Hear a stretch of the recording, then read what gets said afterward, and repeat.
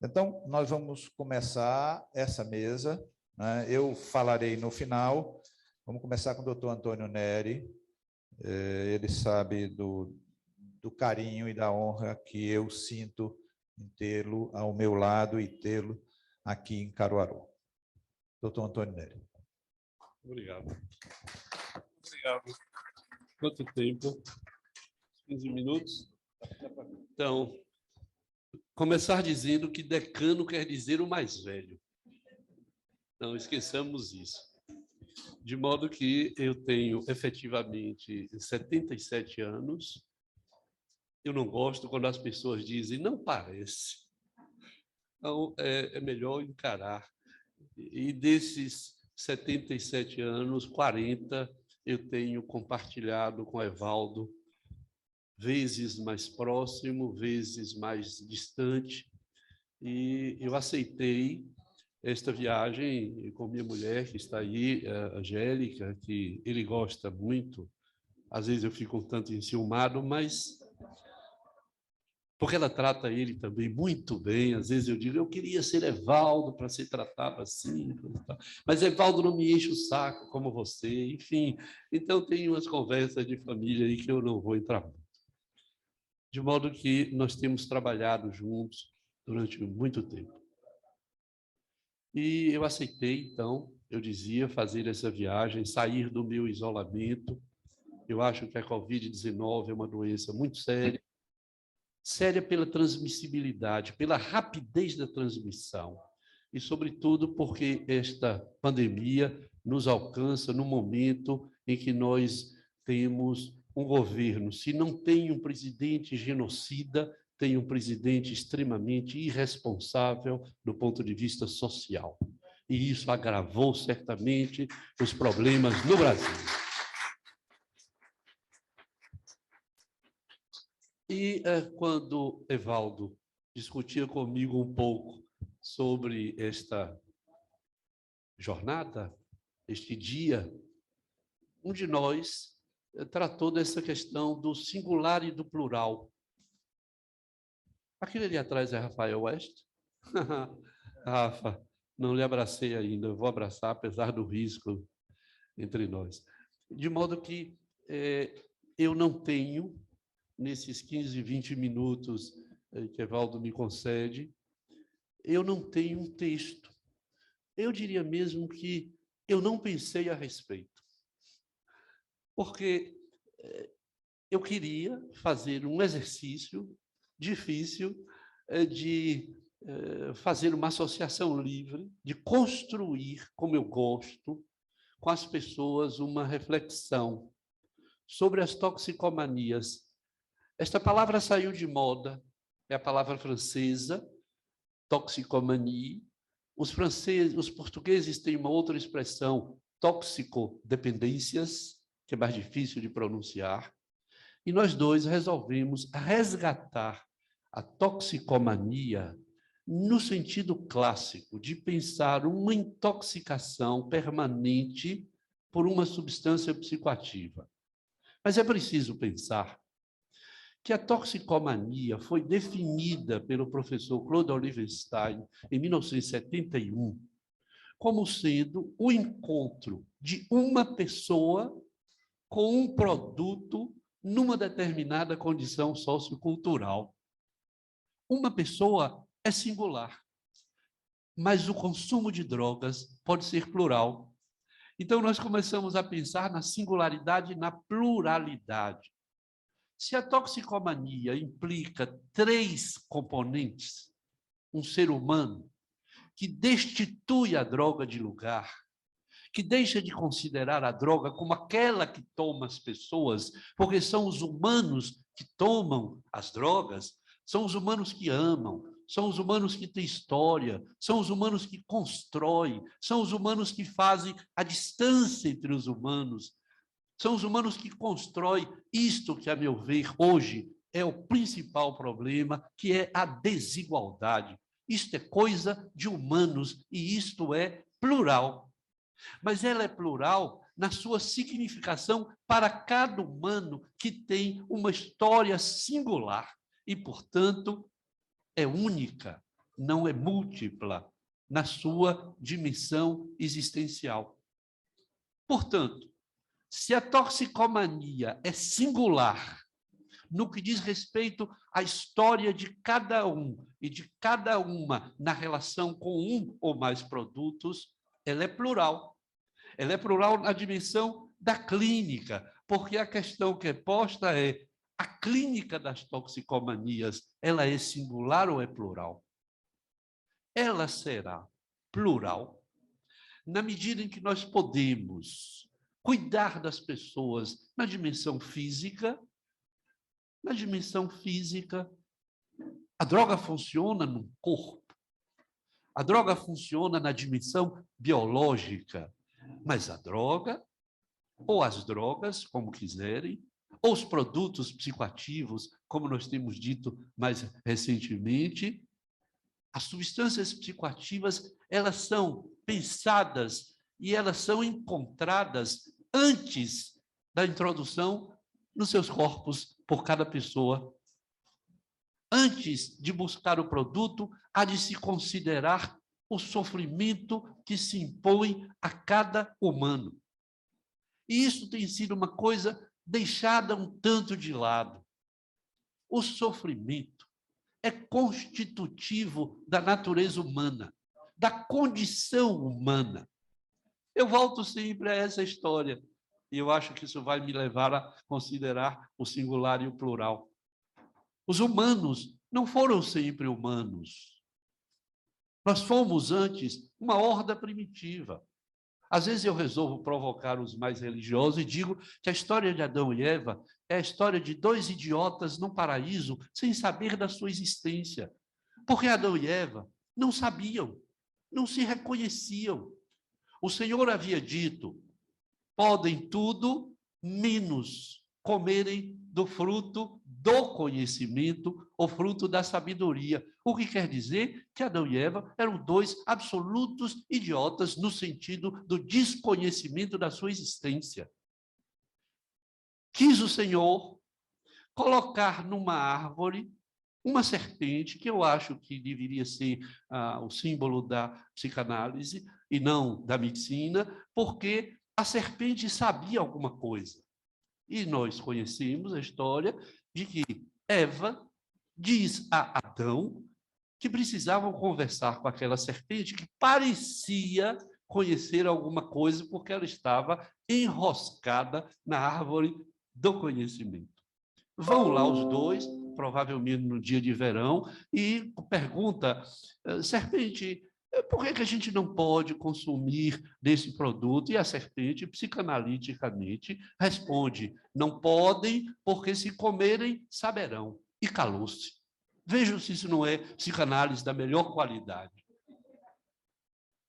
Os dois voltaram para casa e, claro, movidos por esta significação dada pela serpente ao produto, eles consomem o produto e se reconhecem. E o que eles reconhecem? Reconhecem a tridimensionalidade do tempo.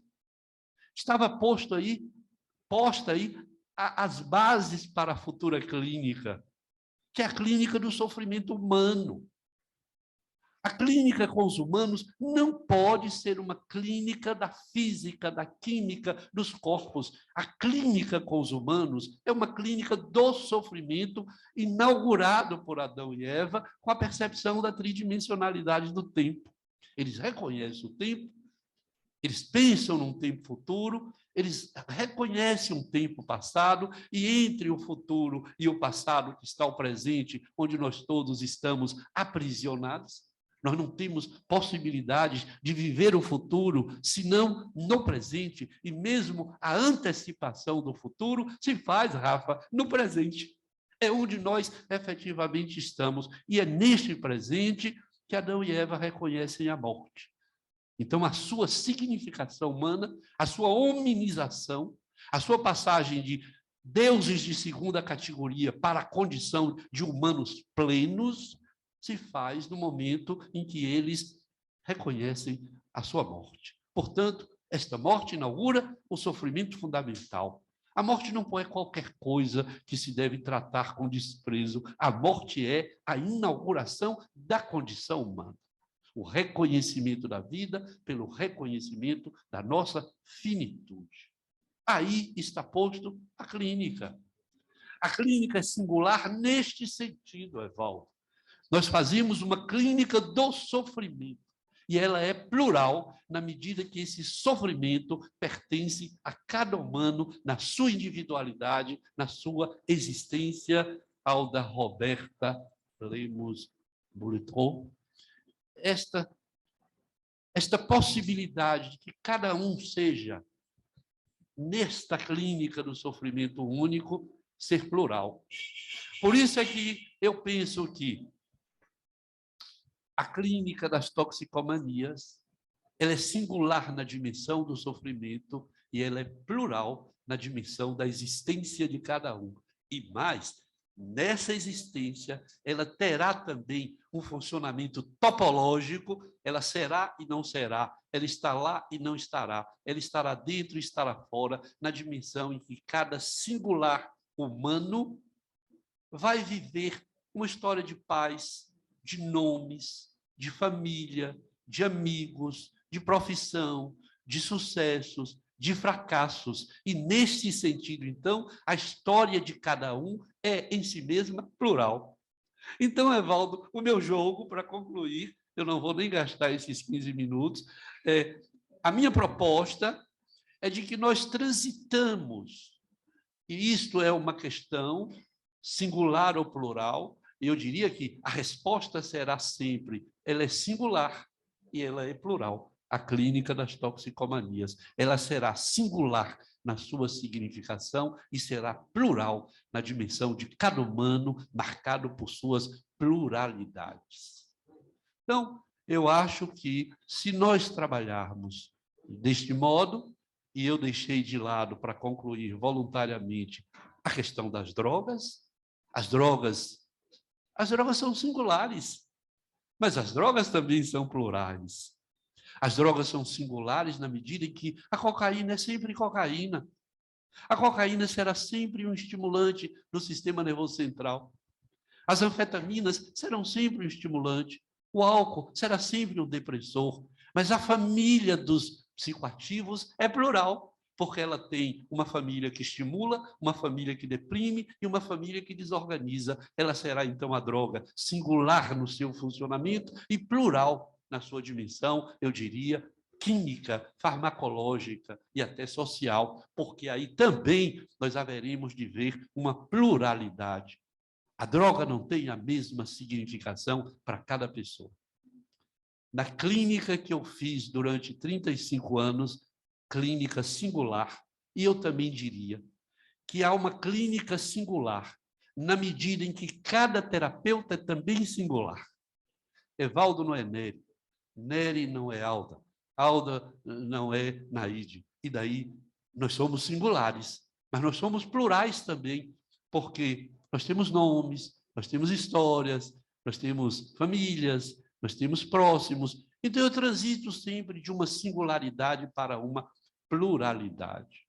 Portanto, eu não posso deixar de lado as substâncias, desculpe, e as suas plurais e singulares funções. E, por último, o social. Se a clínica é singular, a sua composição é plural, porque ela implica os humanos singulares e plurais, implica as drogas singulares e plurais e implica um social que é também singular e é plural. Porque nós sabemos das diversas possibilidades sociais, das histórias de cada um, das pobrezas, das riquezas, no que eu tenho chamado, nesse distanciamento que nós temos construído e que, no meu entender, é uma coisa que o poder público tem que cuidar muito seriamente, que é a questão da desigualdade. Se a prefeita estivesse aqui, mas certamente ela vai ouvir essa história, você vai lhe dar de presente, provavelmente, uma gravação legal, eu diria que hoje o político sério se debruça sobre a questão das desigualdades. É o ponto de partida, a desigualdade entre os humanos, a desigualdade entre pretos e brancos, a desigualdade entre ricos e pobres, a desigualdade que marca a história de pessoas que nascem para a morte. Há pessoas que nascem com a morte colada na pele. Pessoas que nascem sem destino, nascem sem futuro, nascem sem passado, porque ela não sabe de onde vem o seu pai, não sabe o que fez a sua mãe da vida, e nós todos temos visto isso nas ruas de nossas cidades, do Recife, de Salvador, e eu parabenizo a vocês de Caruaru, que eu vi muito pouco pobreza nas ruas. Talvez, se eu andar mais, verei ainda, porque certamente há, mas há muito menos do que a pobreza que circula atualmente na cidade do Salvador, onde a violência pela desigualdade, porque a violência se impõe na desigualdade. As pessoas matam pela desigualdade, as pessoas usam drogas pela desigualdade, pelo sofrimento que a desigualdade nos impõe. Portanto, eu diria, eu penso isso, que os governantes sérios terão na sua agenda, número 1, a questão da redução das desigualdades. Isso mudará a dimensão desse país. E como eu estou em Pernambuco, e se baiano sou, pernambucano minha alma é, você sabe disso, é de que eu sou freiriano. Eu sou freiriano. Eu queria que o meu nome fosse Antônio Nery Alves Filho Freire. Eu queria ser parente de Paulo Freire. Porque eu acho que a redução das desigualdades se faz pela educação. Mas a educação libertadora, não a educação apaziguadora. Eu não sou favorável à sopa singular que mata. A sopa distribuída em alguns lugares, que mantém os homens e mulheres no mesmo lugar, é uma sopa da morte. Mas a sopa que põe as pessoas de pé, para que elas possam pensar, para que elas possam ver a desigualdade, para que elas possam ser curiosas. Isto é Paulo Freireano, esta é a educação que eu penso, marcada pelo sofrimento, nos libertará, porque a educação é um ato de libertação e de construção. Então, isso é também plural, porque eu falei um tanto de clínica, isso é saúde, mas agora eu toco um pouco na educação, isso é plural. Eu poderia tocar um pouco mais na sociologia, isso é também plural. Portanto, Evaldo, fica com você a tarefa de responder essa questão. Nós somos singulares ou plurais? Obrigado.